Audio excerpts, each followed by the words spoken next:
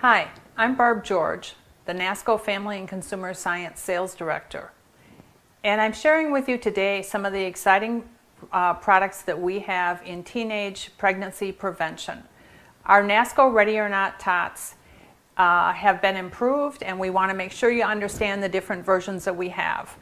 Whether you're using an abstinence-only policy at your school or educating teens about safe sex, these hands-on tools will bring a lot of life to your entire program.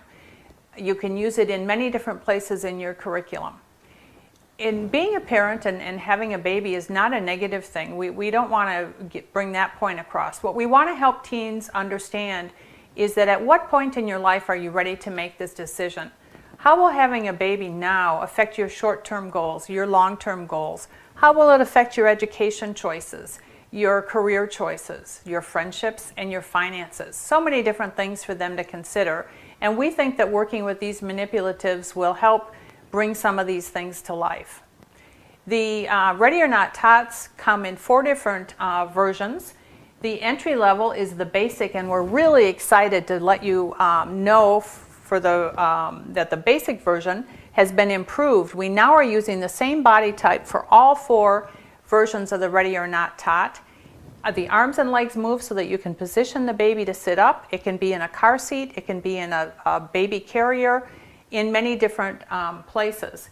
But we've lowered the price on the basic version, made it better and lowered the price. You can't beat it.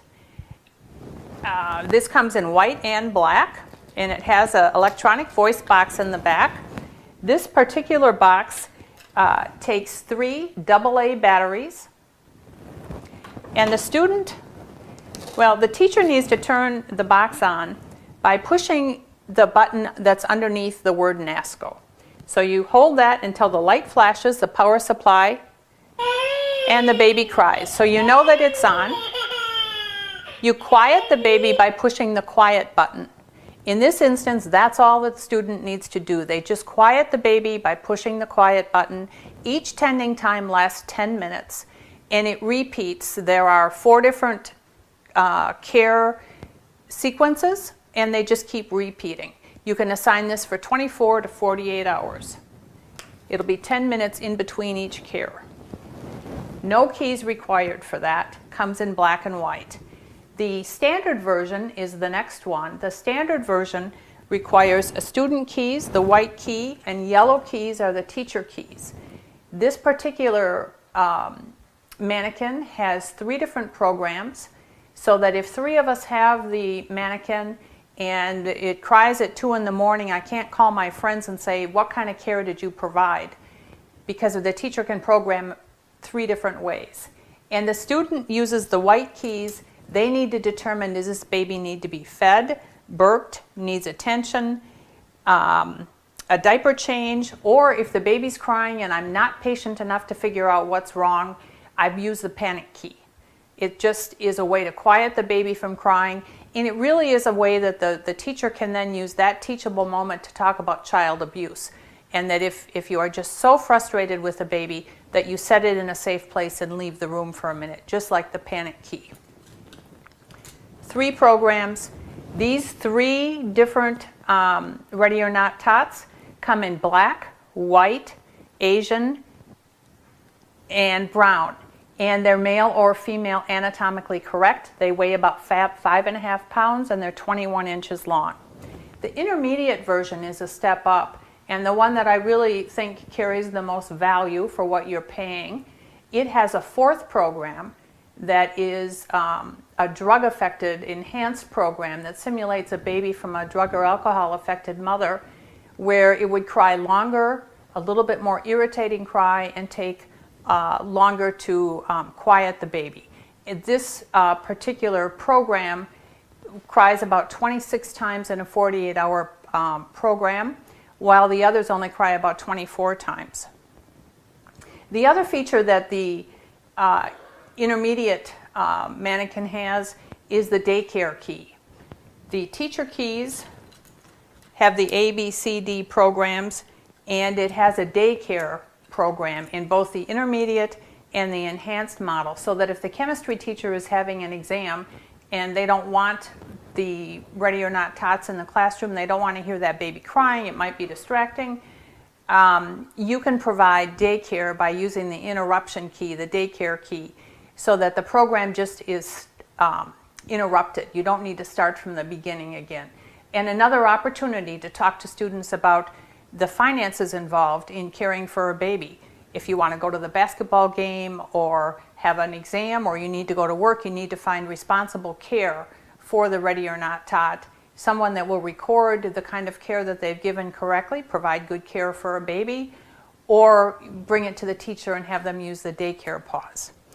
The enhanced or drug-affected version is the fourth, and that has the same 4 programs as the intermediate, plus it has a neck that needs additional support. It simulates poor muscle development, which a baby from a drug or alcohol-affected mother would have. The poor muscle development requires that you hold this Manikin a little bit more differently and give it more support on the neck. Now I'm going to use the enhanced version here. In addition to the 4 programs that the teacher can use, there's a demo key, so that when you go to hand this out to your students, you can do a demo. You just push the key in, make good contact, and pull it back out. So the demo key will go through the whole program very quickly. Normally, there are different times in the tending time. I told you the basic has 10 minutes to simulate a tending time. Well, most of you know that you can't really, it takes more than 10 minutes to feed a baby. It might take 15 or 20. So the tending times with these 3 versions are all a little bit longer. They're all a little bit different. It will cry once at the beginning of the tending time and then a second time to indicate that that tending time is passed. The student uses the white keys and they need to try by trial and error to figure out what that baby needs, if it needs to be fed or diapered. And shortly in this demo, this baby will cry and you can show them how to put that key in. As I mentioned, they come in 4 ethnicities and male or female.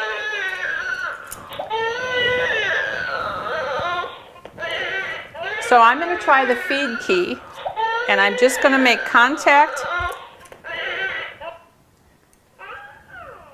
The nice thing about these Ready or Not tots, the top 3, it does have some positive reinforcement. Everything about being a parent isn't negative. There is some positive reinforcement.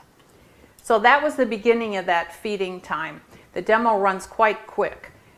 When you use this over 24 hours, or over 48 hours, these babies will cry about 24 different times, need care 24 different times. The 4th version, the enhanced drug-affected version, is about 26 times. I also neglected to mention that on this box, for the standard, the intermediate, and enhanced, these take 9-volt batteries. I'm going to set this baby down for a minute. It will need care again in a second. And that baby's going to rest. So the 9-volt battery goes in the back. You do need to use some care. We've enhanced the attachments here.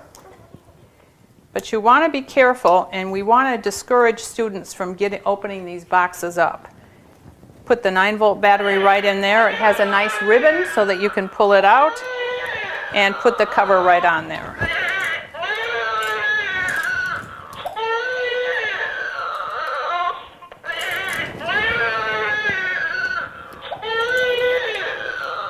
Yeah, the diaper change isn't right.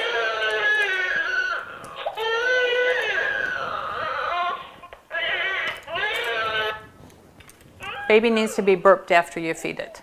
The burp key does always follow the feed key, and the baby does have a very nice burp that is always interests the students. So the student is caring for the baby, and again, you can use this timeline where the student records the type of care. With these more advanced versions, they do need to indicate an F for feed, a D for diaper, A for attention, whatever system you want them to use. But generally, we would want to have them identify the kind of care that they provided. And these keys can all be photocopied and handed out to the students. Then we also have another version, depending on how you want them to record things. This one offers the start time, the end time of each care, so you know how long that tending time was. And then it has a place where they indicate the type of care that they provided, what they were doing at that time, and how it made them feel. Oftentimes, when they first start to care for, yeah, did you hear the burp? It always tickles people when they hear the burp. We have a regular daycare. It's interesting to me when the students indicate how they feel on the care guide. In the beginning, it's a great fun. They are excited that the baby cries, that the baby burps, that they're able to care for it. But at 2 or 3 in the morning when the baby is crying and they want to sleep, they're very frustrated. It really brings to life some of the patience required, the time required, and the responsibility of caring for a baby. And it will work, like I said before, in any curriculum that you want to use, whether you use abstinence only or whether you're teaching about safe sex. The whole idea is to help them understand the responsibility in being a parent, and if this is the time in their life when they want to make that commitment.